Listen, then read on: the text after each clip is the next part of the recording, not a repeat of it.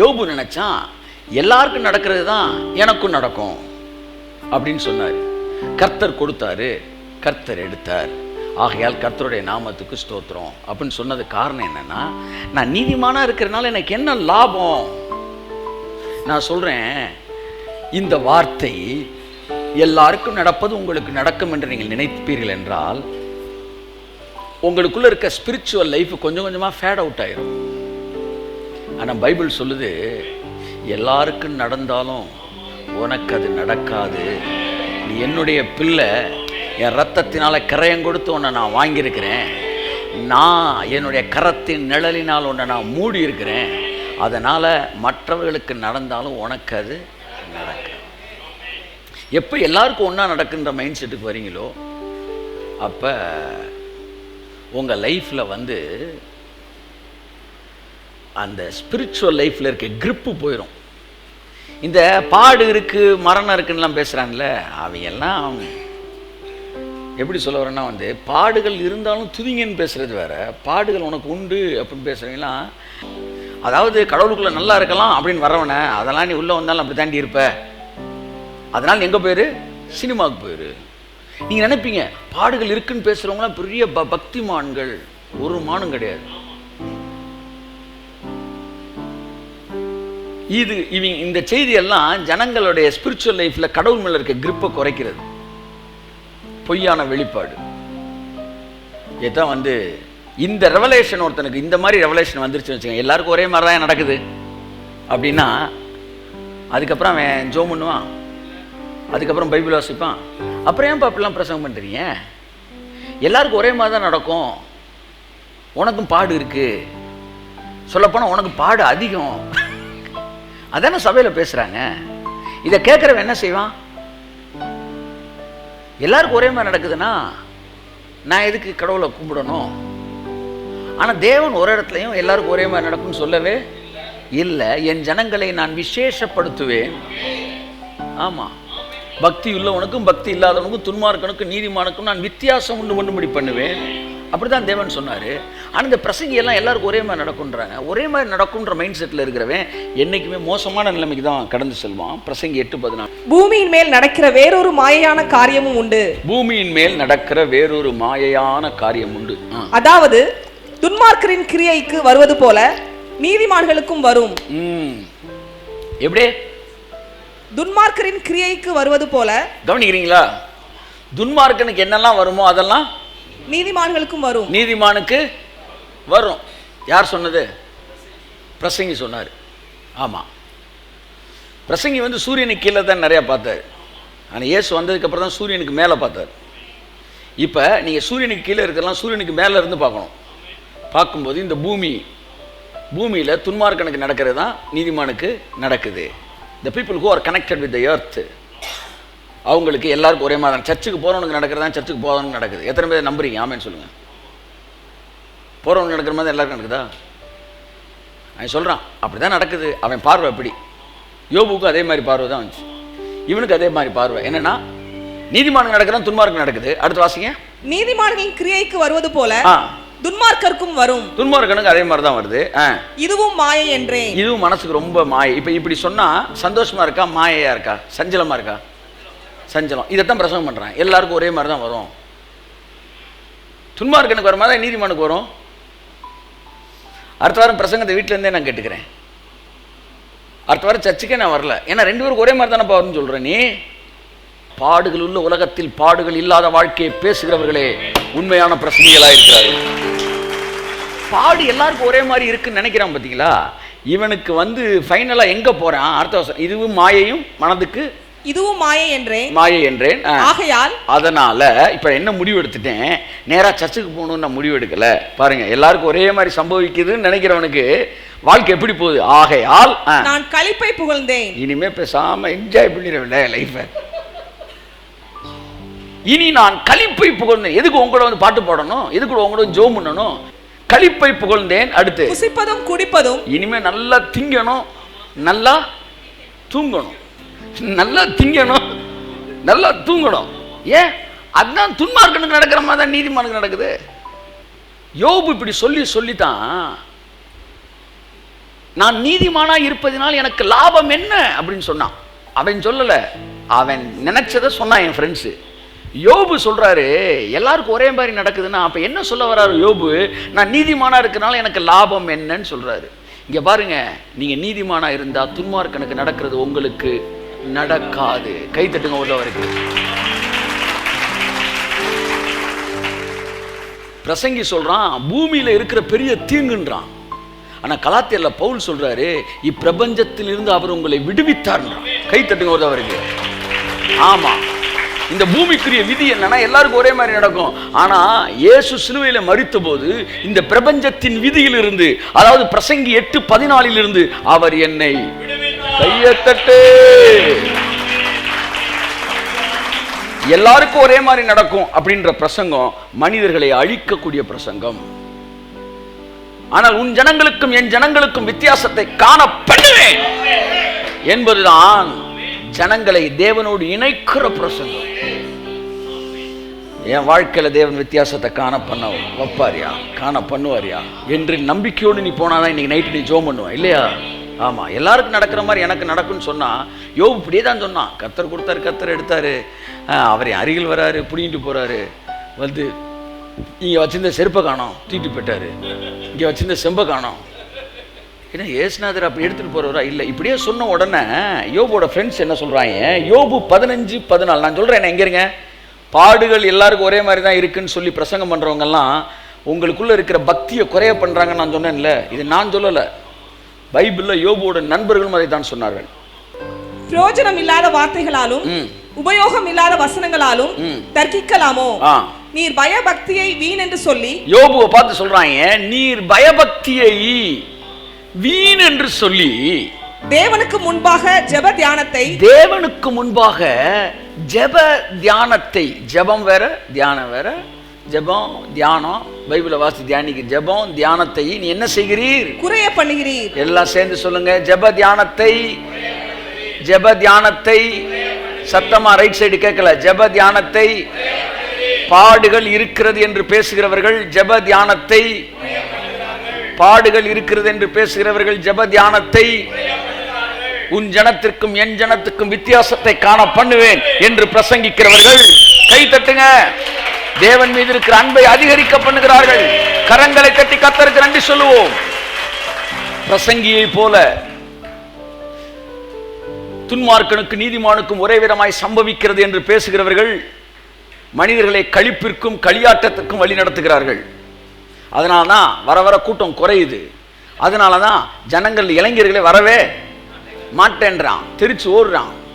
ஆமா, போஸ்டரை பார்த்த உடனே ஓடிடுறான். நல்ல வேளை முன்னாடியே சொல்லிட்டீங்க பண்றான்.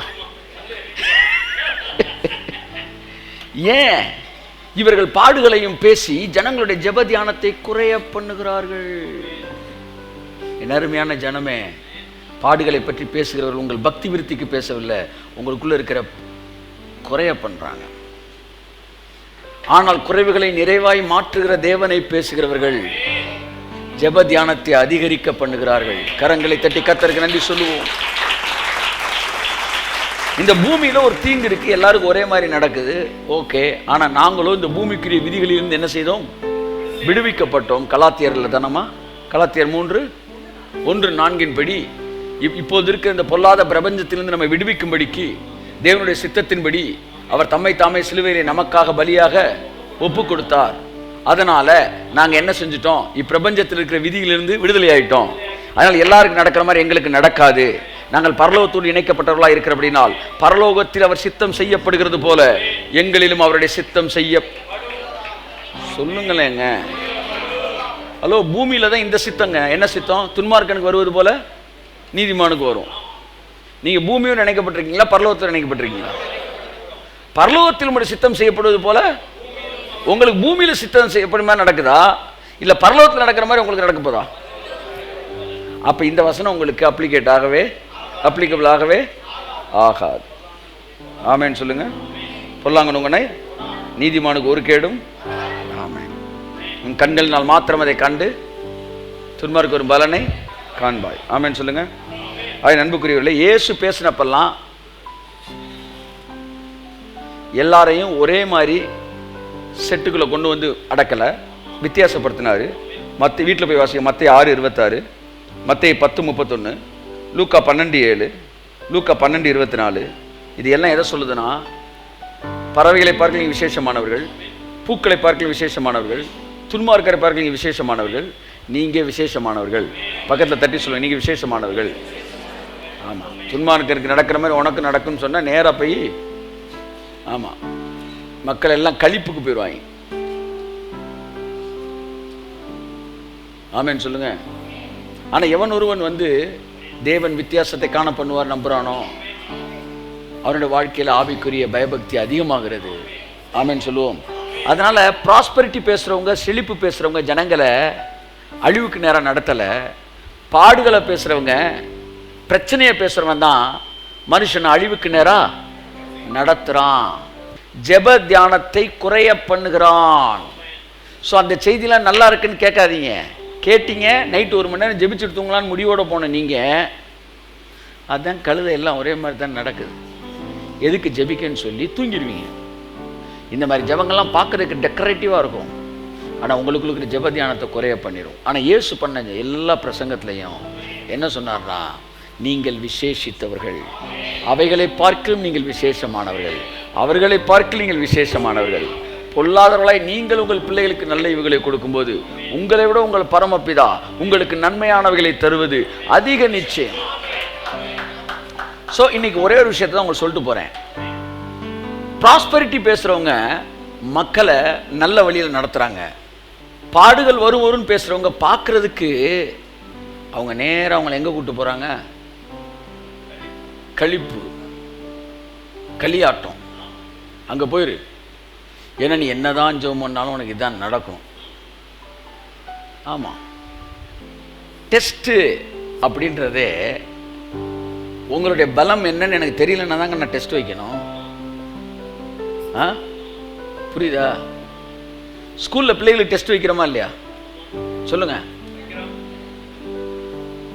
ஏன் டெஸ்ட் வைக்கிறீங்க? அவன் எவ்வளோ படிச்சிருக்கான்னு தெரியல. ஏன்னா வீட்டுக்கு போய் நீங்கள் அவன் படிக்கிறானா படிக்கலையான்னு பார்க்க முடியாது. ஒரு டெஸ்ட்டை வச்சு தெரிஞ்சுக்கிறீங்க. அவருக்கு பேர் சர்வ ஞானி. டெஸ்ட்டு வச்சு தான் நீ பாஸ் ஆவியான்னு அவருக்கு தெரிய வேண்டிய அவசியம் இல்லை. டெஸ்ட் வைக்கிறதுக்கு முன்னாடியே நீ பாஸ் ஆவியா ஃபெயிலாக போவியா அவருக்கு தெரியும். அப்போ பைபிளில் நிறைய இடத்துல டெஸ்ட்டுன்னு சொல்லியிருக்கே, வச்சிருக்காரு. அது எதுக்கு?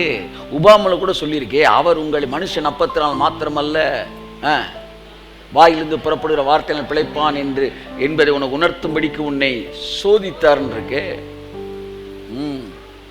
அப்புறம் எதுக்கு சோதிக்கிறாரு? நீ வீக்கான ஆளா ஸ்ட்ராங்கான ஆளான்னு அவர் தெரிஞ்சுக்கிறதுக்கு சோதிக்கலையா, நீ தெரிஞ்சுக்க நீ வீக்கா ஸ்ட்ராங்கானு என்று உன் இருதயத்தில் உள்ளதை உனக்கு காட்டுவதற்கு தான் சோதிக்கிறார். சோதனைனா ஏன்னு ஒரு சாப்டர் எடுக்கிறேன் பைபிள் காலேஜில். ஸோ சோதனைன்றது அவருக்கு தேவையில்லை. ஏன்னா உங்களை சோதிக்கிறதுக்கு முன்னாடி அவர் நீங்கள் யாருன்னு தெரியும். அப்புறம் ஏன் சோதனை வருதுன்னா, நீங்கள் உங்களை பலவான் நினச்சிக்கிட்டீங்கன்னா நீ பலவான் இல்லடான்னு காட்டுறதுக்கு தான் சோதனை. நான் ஜெயிச்சிருவேன்னு சொன்னால் ஒரு சோதனை. இந்தா இல்லை சார் நான் வீக்கு சார்ன்ட்டிங்கன்னா அந்த சோதனை கிடையாது. ஏன்னா நீங்கள் தோல்வியை ஒத்துக்கிட்டீங்கன்னா உங்களுக்கு எதுக்கு சோதனை? கை தட்டுங்க சார். பாக்ஸிங்கில் எந்திரிக்க தானே சார் அடி விழுகுது.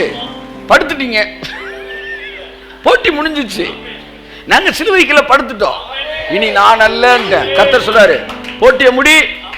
தம்பி நான் அல்லன்ட்டாரு. இனிமே ஒரு வாழ்க்கையில சோதனையே கையை தட்டு.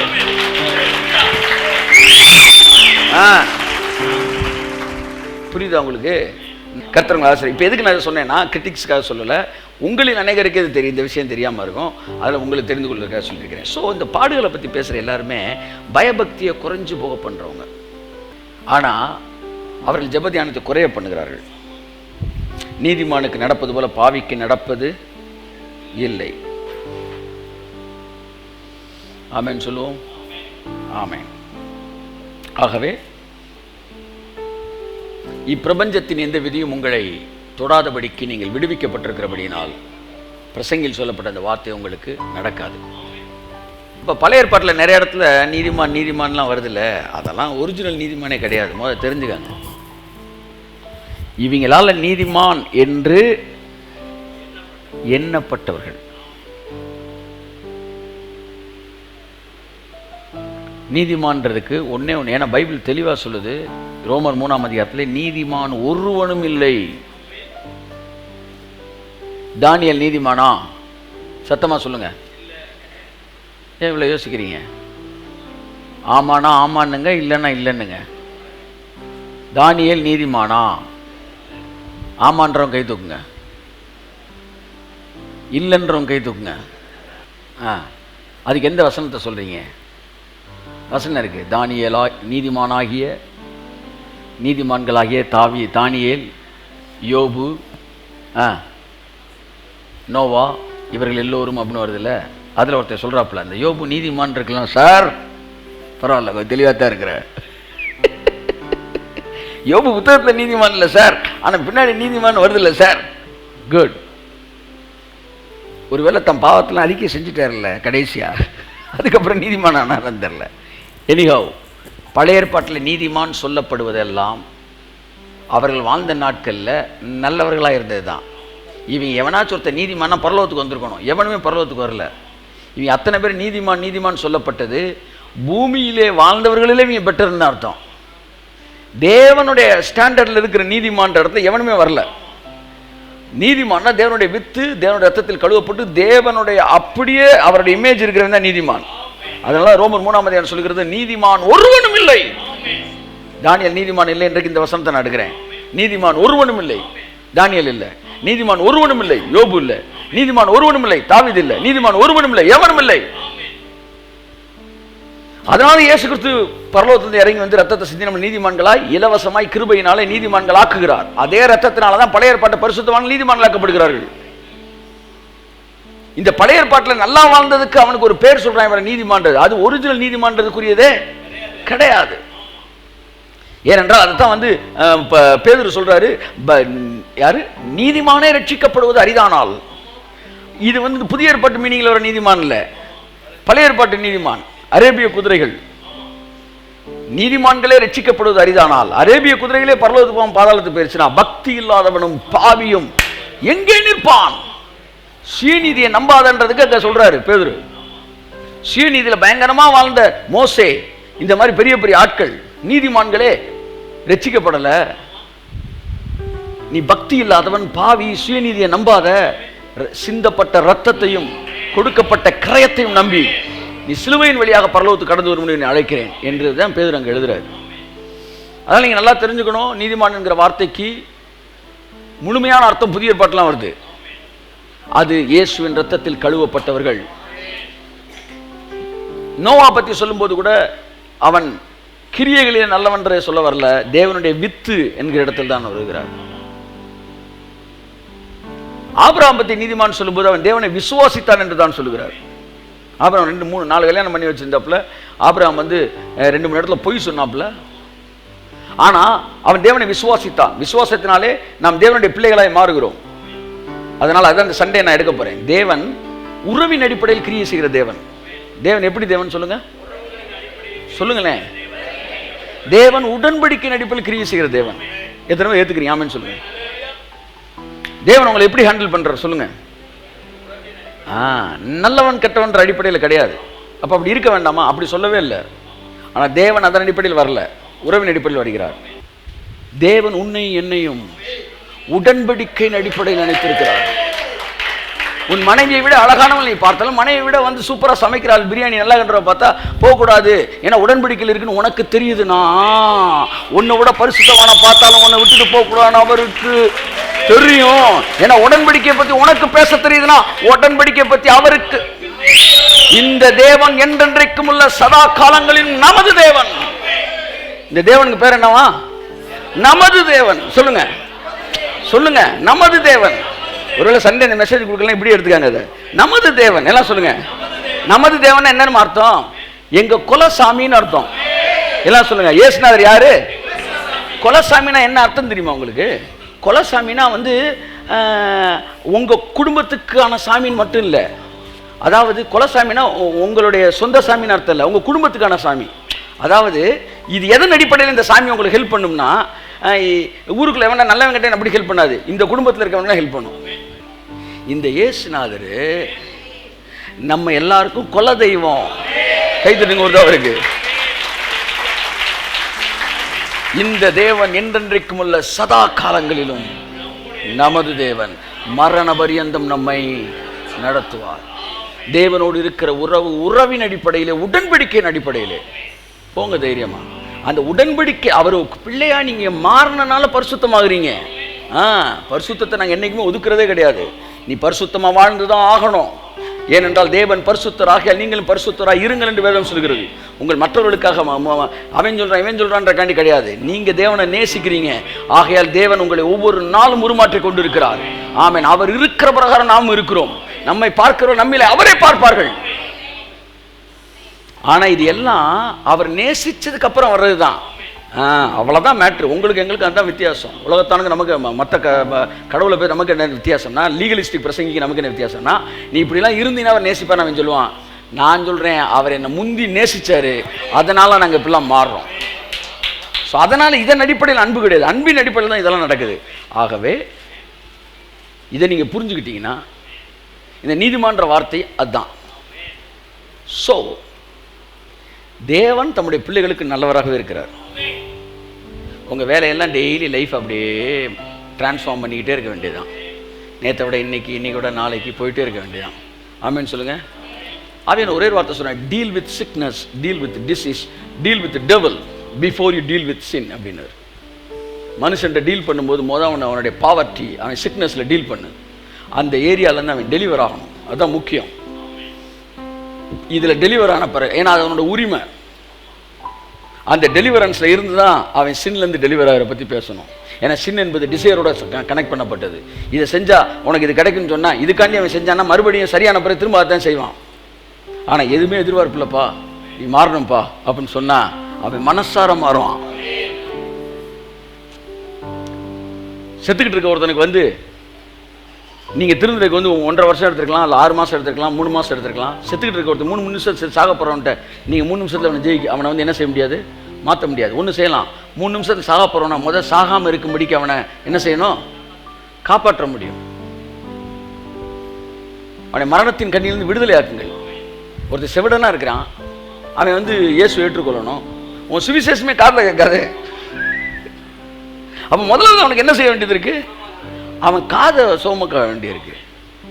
சரி அன்புக்குரியவர்களே, ஆகவே இந்த இந்த இந்த சோ கால்டு ப்ரீச்சிங்ஸ் எல்லாம் பல விஷயங்களை வந்து குழப்பி வச்சிருக்கு. ஆனால் கர்த்தர் நல்லவர். நீதிமானுக்கு நடப்பது போல துன்மார்க்கணும், துன்மார்க்க நடப்பது நீதிமானுக்கு என்ன செய்யாது, நடக்காது. இப்பிரபஞ்சத்தில் நாம் விடுவிக்கப்பட்டிருக்கிறோம். உன்னுடைய ஜனங்களுக்கு என்னுடைய ஜனங்களுக்கு நான் வித்தியாசத்தை காண பண்ணுவேன் என்று கர்த்தர் சொல்லியிருக்க. அப்படினால் உங்கள் வாழ்க்கையில் வித்தியாசத்தை தேவன் காண பண்ணுவார். என் அன்புக்குரியவர்களே, பாடுகள் உண்டு என்று பண்ணப்படுகிற பிரசங்கங்கள் எல்லாமே ஜெப தியானத்தை குறைய பண்ணுகிற பிரசங்கங்கள், கடவுள் மேலே இருக்க கிரிப்பை குறைக்கிற பிரசங்கங்கள்.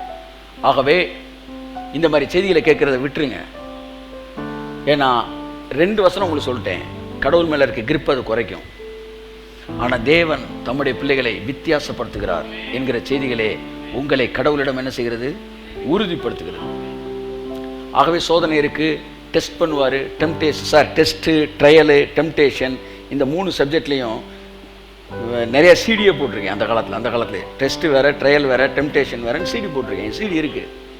கர்த்தரோ இரக்கத்தில் ஐஸ்வர்யம் உள்ளவராகி எல்லாத்துக்கும் விடுதலையாக்கி இன்னைக்கு அது எல்லாம் எப்படி சிலுவையில் சரி பண்ணுறாரு, அதெல்லாம் என்ன பர்பஸ்க்காக செய்யப்பட்டது, எப்போ அது வந்து அது தேவையில்லாததான் மாறி விடுகிறது என்பது குறித்து அழகாக நமக்கு பேசுகிறார். வீட்டுக்கு போங்க, நிறையா பைபிள் வாசிங்க. கர்த்தர் நல்லவர், பெரிய காரியம் உங்கள் வாழ்க்கையிலே செய்வார். கண்ணை முடிச்சோம். நல்ல பிதாவே, இயேசு கிறிஸ்துவின் நாமத்தினாலே பயபக்தியை குறைய பண்ணுகிற, ஜெப தியானத்தை குறைய பண்ணுகிற செய்திகளை எங்கள் காதுகள் கேட்காதபடி எங்களை விடுவித்து பாதுகாத்துக் கொள்ளும். என் ஜனத்துக்கு உன் ஜனத்துக்கு வித்தியாசத்தை காண பண்ணுவேன் என்று தேவன் சொன்னது போல அவைகளை பார்க்க நீங்கள் விசேஷமானவர்கள். நீ கர்த்தரை தான் சொல்லி அனுப்புகிறார். அவருடைய பிள்ளையா நீங்கள் இருக்கிறீங்க, நீங்கள் விசேஷமானவர்கள். இயேசு கிறிஸ்து நாமத்தில் உங்கள் ஒவ்வொருவரையும் ஆசீர்வதித்து அனுப்புகிறேன். எல்லாவித குற்ற உணர்வுலேருந்து கர்த்தர் உங்களை விடுதலையாக்குவாராக. நீங்கள் அவரோட பிள்ளை. இந்த தேவன் என்றைக்குள்ள சதா காலம் உங்களுடைய தேவன். மரண பரியந்தம் உங்களை நடத்துவார். எல்லா பாவ காரியங்களையும் விடுதலையாக்குவார்.